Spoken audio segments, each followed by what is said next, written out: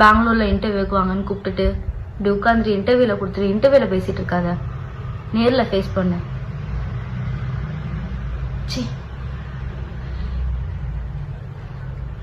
உன்னெல்லாம் என்ன சொல்றதுனே தெரியலடா எனக்கு.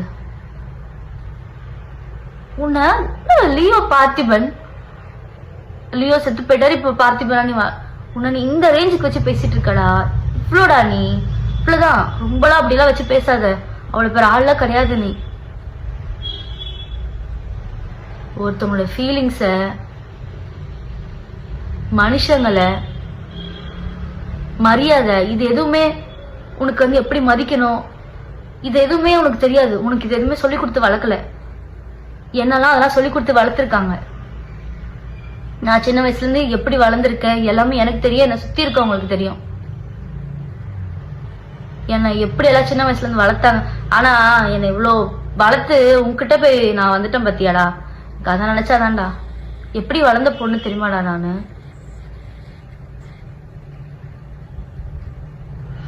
உன் கூட வந்து என் லைஃபையும் நான் ஸ்பாயில் பண்ணிட்டேன்டா. ஆனா நல்ல வேலை நான் இப்ப வாச்சும் அந்த டெசிஷன் எடுத்து இது தப்புன்னு தெரிஞ்சு நான் வெளியே வந்திருக்கேன். அது வரைக்கும் நான் சந்தோஷப்படுறேன், நான் ரொம்பவே சந்தோஷப்படுறேன்.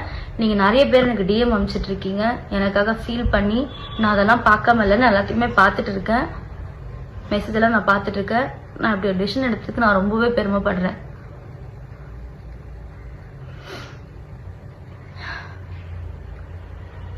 போதும் ஆதி, ப்ளீஸ் நிப்பாட்டு, திருந்து. கவர்மெண்ட் போலீஸ் தயவு செஞ்சு இவன் மேல என்ன ஆக்ஷன் எடுக்கணுமோ, இந்த ஃப்ராடை வந்துட்டு இன்னும் இப்போ இது போய் கண்டினியூ பண்ணாம இருக்காம இருக்கிறதுக்கு நீங்க என்ன பண்ணணுமோ அதை பண்ணுங்க தயவு செஞ்சு. எனக்கு நீ டிவோர்ஸ் கொடுக்கல, அது நீ கோர்ட்ல வா. கோர்ட்ல வந்துட்டு நீ ப்ரூஃப் வச்சிருக்கீங்களா சாரு, நோ ப்ரூஃப்லாம் வச்சிருக்கீங்களாமே. கோர்ட்ல வந்துட்டு இயரிங்னு ஒன்று அட்டன் பண்ணிட்டு அந்த ப்ரூஃப்லாம் கொடுங்க, நம்ம அதை கோர்ட்ல பார்த்துக்கலாம். லா அண்ட் ஆர்டர் தான் வந்துட்டு உங்களுக்கு வந்துட்டு கரெக்டான தீர்ப்பு சொல்லல. நீங்க கோர்ட்ல வந்துட்டு அதை வந்து ப்ரூவ் பண்ணுங்க. இப்படி உட்காந்து இன்டர்வியூ கொடுத்துட்டு அதை ப்ரூவ் பண்ணிட்டு இருக்காதீங்க, சரியா? கோர்ட்ல வந்துட்டு பாருங்க. போதும், உன்னை பத்தி நான் இவ்வளோ பேசிட்டு இருக்கேன். அவ்வளோ பெரிய ஆளே கிடையாது நீ. உட்காந்து தேவையில்லாம உன்னை பத்தி இவ்வளோ நேரம் உட்காந்து பேசிட்டு இருக்கேன். நான் இதில் அஃபெக்ட் ஆயிருக்கேன்.